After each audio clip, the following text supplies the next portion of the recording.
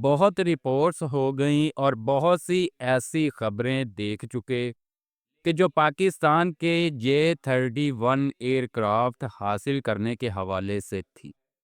لیکن اگر پاکستان چین سے J-31 ایئر کرافٹ حاصل کرتا ہے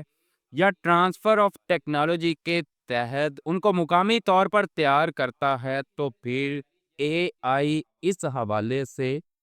کیا رائے رکھتا ہے؟ السلام علیکم، آپ تمام دوستوں کو ایک بار پھر پاکستان ڈیفینس اپڈیٹس میں خوش آمدید کہتا ہوں۔ آرٹیفیشل انٹیلیجنس پاکستان کے 5ویں نسل کے لڑاکا طیارے بھارت سے پہلے حاصل کرنے پر کیا رائے رکھتا ہے اور بھارت کی ایئر فورس پر ان ایئر کرافٹس کو پاکستان کے حاصل کر لینے کے بعد کیا اثرات مرتب ہوں گے۔ پاکستان ایئر فورس کے J-31 ایئر کرافٹ حاصل کرنے کے بعد پاکستان ایئر فورس کے ہتھیاروں میں نمایاں اضافہ ہوگا۔ اس کے ساتھ ساتھ پاکستان ایئر فورس کو بھارت کی ایئر فورس پر لمبی مدت تک ایک برتری بھی ملے گی۔ بھارت اس حوالے سے جو ممکنہ قدم اٹھا سکتا ہے ان میں سب سے بڑا قدم یہی ہے کہ مقامی طور پر بنایا جانے والا 5ویں نسل کا لڑاکا طیارہ زیادہ تیز رفتاری کے ساتھ بنایا جائے۔ ان ایئر کرافٹس کی پاکستان ایئر فورس میں شمولیت کے بعد AI کا یہ کہنا ہے کہ بھارت کی ایئر فورس کے ریڈار سسٹمز ناکارہ ہوں گے اور بھارت کی ایئر فورس کو نہ صرف نئے ریڈار سسٹمز میں بڑی سرمایہ کاری درکار ہوگی بلکہ اس کے ساتھ ساتھ الیکٹرانک وارفیئر صلاحیتوں کو بڑھانے کے لیے بھی انڈین ایئر فورس کو بڑے قدم اٹھانا پڑیں گے۔ انڈین ایئر فورس کو ممکنہ طور پر اپنی جدید کاری منصوبوں کا دوبارہ جائزہ لینا ہوگا اور جدید لڑاکا طیاروں اور فضائی دفاعی نظاموں کے حصول کو فوری طور پر ترجیح دینے کی ضرورت ہوگی۔ اس سے غیر ملکی 5ویں نسل کے لڑاکا طیاروں کی خریداری یا مقامی طور پر ایسے ایئر کرافٹس کی تیاری کا دباؤ بھی بھارتی ایئر فورس پر بڑھ سکتا ہے۔ AI کے مطابق اگر پاکستان کی air force J-31 year craft حاصل کرنے میں کامیاب ہو جاتی ہے تو خطے میں ہتھیاروں کی نئی دوڑ بھی شروع ہو جائے گی۔ جیسا کہ ہم دیکھ بھی رہے ہیں کہ بھارت پاکستان کے اس اعلان کے بعد کہ 5ویں نسل کے لڑاکا طیارے پاکستان ایئر فورس میں شامل ہو رکھے ہیں، امریکہ اور روس کے 5ویں نسل کے لڑاکا طیاروں کو پرکھنے کا منصوبہ بنا رہا ہے۔ اس کے ساتھ ساتھ اگر یہ aircraft Pakistan air force کو ٹرانسفر آف ٹیکنالوجی کے تحت میسر ہوتے ہیں تو پھر پاکستان ایئر فورس کو تکنیکی اعتبار سے بھی بھارت کی ایئر فورس پر برتری حاصل ہو جائے گی۔ اس سب کے علاوہ اہم اور غور طلب باتیں یہ ہیں کہ J-31 ایئر کرافٹ کی مخصوص صلاحیتیں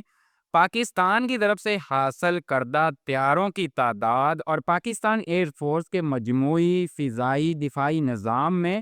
ان کے انضمام کی تاثیر پر بھی منحصر ہوگا۔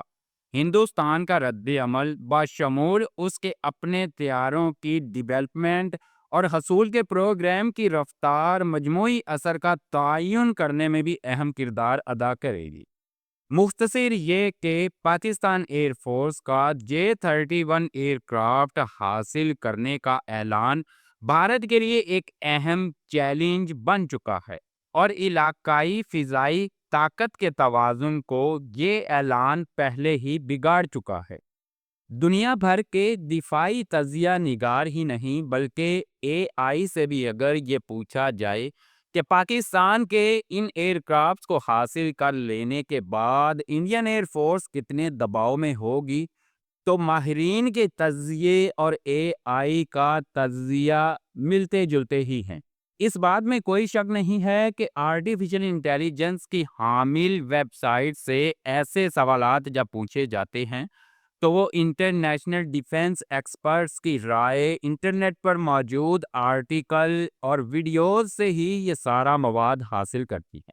لیکن کہنے کا مطلب یہ ہے کہ پاکستان کے ان ایئر کرافٹ کو حاصل کر لینے کے بعد کسی بھی ڈیفنس ایکسپرٹ کی جانب سے پاکستان ایئر فورس کے لیے منفی کامنٹ نہیں کیا گیا، بلکہ بھارت کی ایئر فورس کو خبردار کیا گیا ہے کہ پاکستان ایئر فورس 10 سے 15 سال کا ایج حاصل کر لے گی اسٹیلتھ ٹیکنالوجی کو لے کر، کیونکہ پاکستان میں نہ صرف اسٹیلتھ ٹیکنالوجی کی راہیں کھلیں گی بلکہ تیز رفتاری کے ساتھ چین سے ان ایئر کرافٹس کی انڈکشن بھی پاکستان ایئر فورس کے لیے ممکن ہے۔ اس لیے Bharat American F-35 aircraft کی آفر کا مثبت جواب دے بھی دے تو اتنی بڑی تعداد میں ان ایئر کرافٹس کی انڈکشن ممکن نہیں ہوگی کہ جتنی بڑی تعداد میں Pakistan J-31 year craft induct کر سکتا ہے، جبکہ مقامی طور پر عام کا پروجیکٹ ابھی کاغذی کاروائی سے ہی گزر رہا ہے۔ اس لیے J-31 پروگرام سے اگر اس کا موازنہ کیا جائے تو پھر بھارت کو ابھی ایک دہائی مزید درکار ہے اس سب کا مقابلہ کرنے کے لیے۔ آج کی اپ ڈیٹ میں اتنا کی، مزید اپ ڈیٹس کے لیے چینل کو سبسکرائب کیجئے، اپنا خیال رکھیے، اللہ حافظ۔